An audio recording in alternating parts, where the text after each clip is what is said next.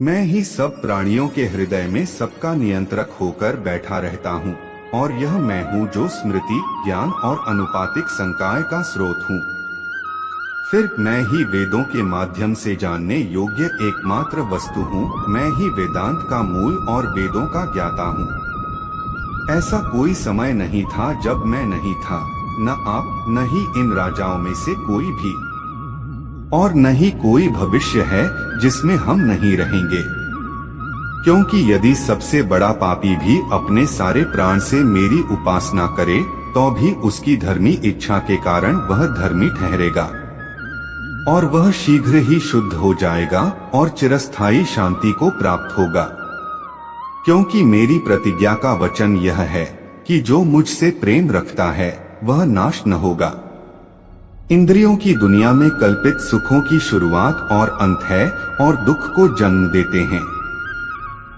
आत्म साक्षात्कार में स्थापित लोग अपनी इंद्रियों को नियंत्रित करने के बजाय अपनी इंद्रियों को नियंत्रित करते हैं। अपने आप को छोड़ दें तो मन व्यक्तित्व के वही पुराने आदतन पैटर्न को दोहराता चला जाता है। हालांकि मन को प्रशिक्षित करके कोई भी कदम उठाना सीख सकता है और सोचने के पुराने तरीकों को बदल सकता है। यही योग का केंद्रीय सिद्धांत है। हमें एक निस्वार्थ भावना से कार्य करना चाहिए। कृष्ण कहते हैं, अहंकार भागीदारी के बिना और इस बात में उलझे बिना कि क्या चीजें हमारे इच्छित तरीके से काम करती हैं, तभी हम कर्म के भयानक जाल में नहीं पड़ेंगे। हम अपने कर्तव्यों से दूर रहकर कर्म से बचने की आशा नहीं कर सकते।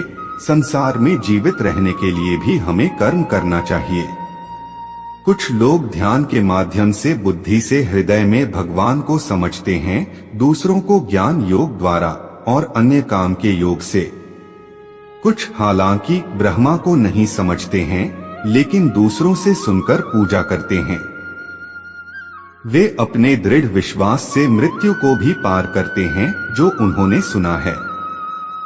मेरे प्रति सदा चौकस रहो, मेरी उपासना करो, हर एक काम मेरे लिथे भेंट कर, तब तू मेरे पास आना, यह मैं वादा करता हूँ, क्योंकि तू मुझे प्रिय है। मौत एक पुराने कोट को उतारने से ज्यादा दर्दनाक नहीं है। खुद को और अपनी दुनिया को उस चीज से आकार देते हैं जो हम मानते हैं और सोचते हैं और कार्य करते हैं, चाहे वह अच्छे के लिए हो या बुरे के लिए।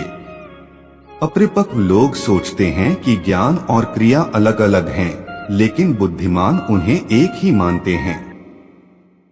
उसका निर्णय बेहतर होगा और उसकी दृष्टि स्पष्ट होगी यदि वह जो करता है उसके परिणाम में भावनात्मक रूप से नहीं उलझा है। कृष्ण इस विचार का परिचय देते हैं कि सभी स्वार्थी इच्छाओं पर काबू पाने के लिए पर्याप्त नहीं है। स्वामित्व और अहंकार को वश में करना भी आवश्यक है। कार्रवाई मुझसे चिपकती नहीं है क्योंकि मैं उनके परिणामों से जुड़ा नहीं हूँ।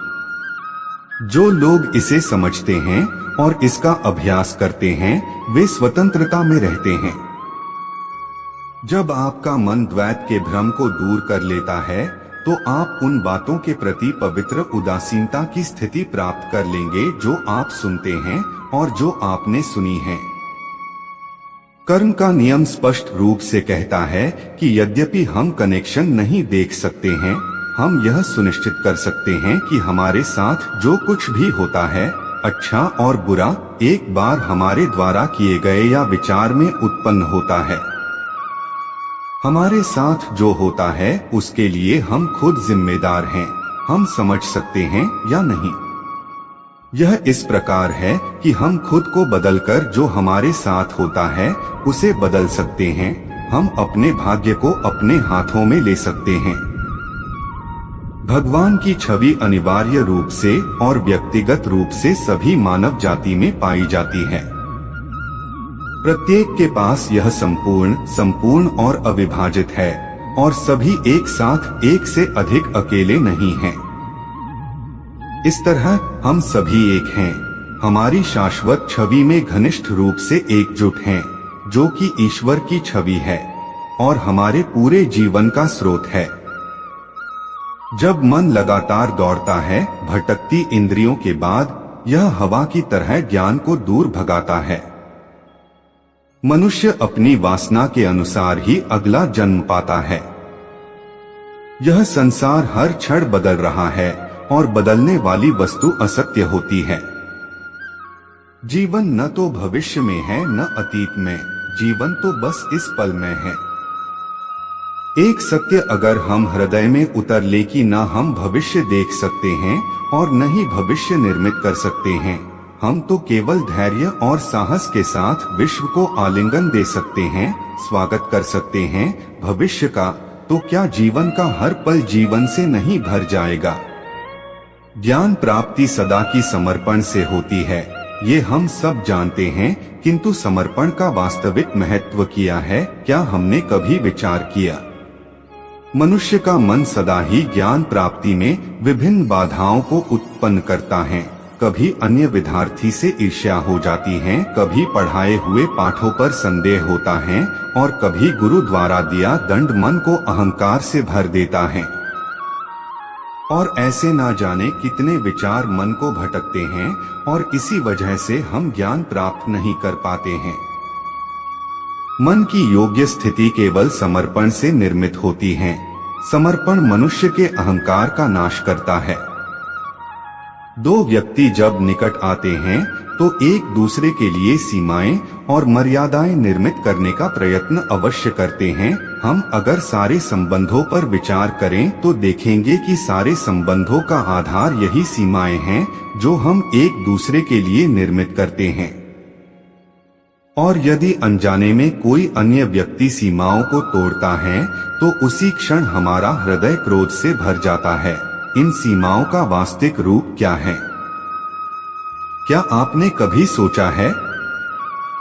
सीमाओं के द्वारा हम दूसरे व्यक्ति को निर्णय करने की अनुमति नहीं देते हैं, अपना निर्णय उस व्यक्ति पर थोप देते हैं।